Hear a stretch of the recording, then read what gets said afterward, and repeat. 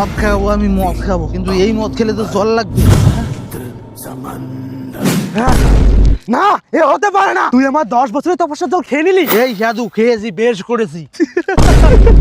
ভণ্ড সাধু কোথাকার। এত অপমান! তোকে আমি অভিশাপ দিচ্ছি, তোর সন্তানের হাতে তোর মৃত্যু হবে। চলো এখান থেকে।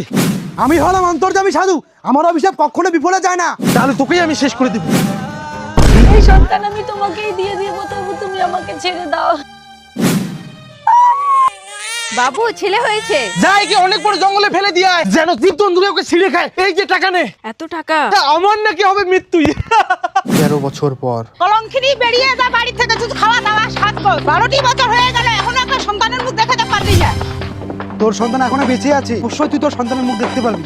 হ্যাঁ সন্তান, মা আমি এখন বড় হয়ে গেছি, বের করো না আমাকে বস্তা থেকে, প্রত্যেকদিন সন্ধ্যাবেলা বের করো।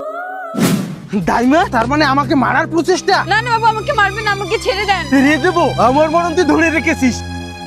এখন এই বস্তাতে করে ফেলে দিয়ে আসি। খোকা, দাদু বাবা, ওই শয়তানটা আমার মাকে মেরে ফেলেছে। খোকা, যা তুই তোর আসল মায়ের কাছে। এই যে তোর উপহার, আমি যাচ্ছি বস্তার ভিতরে। কিন্তু সাধু বাবা, ওই শয়তানটা যে তোমাকে মেরে ফেলবে। আমি হলাম অন্তর্যামী, আমাকে কেউ মারতে পারবে না। আমার নাকি মরণ হবে, এখন এই বাচ্চাটার পালা। হ্যাঁ, আমার ছেলে কত বড় হয়ে গেছে। মা দেখো, সাধু বাবা আমাকে কত কিছু দিয়েছে। আমি শেষ করে দিয়েছি। আরে তোকে তো এখনই আমি নদীতে ফেলে দিয়ে আসলাম, এখানে কিভাবে আসলি তুই? আর তোমার হাতে এগুলো কিসের টাকা?